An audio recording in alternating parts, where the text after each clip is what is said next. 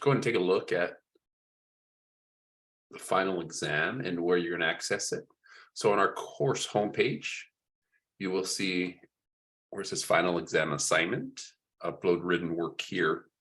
This is where you're going to upload the written work for part 2. It's also an overview of the final exam. So the questions are not here. This is just an overview, and this is where you're going to upload your responses to the second part. So I want to make sure that's clear. The rubrics here also where I'll be submitting your grade for the part 2 would be right here. You will see again, it's just an outline of what I've gone over before, released before, but you have the links to part 1 and part 2. Those links are also on the homepage, but this is again where you're going to upload your written work here for part 2. Once you're ready to go, remember there's a timing for the final exam. Let me zoom in a little bit more.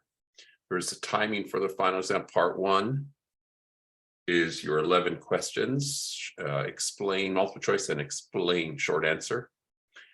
Only 11, and you have a time limit for that. And then part 2, right after you finish that, you'll go to part 2. And this is where you'll see the 5 questions that you will complete written. Once you're done, you're proctored here.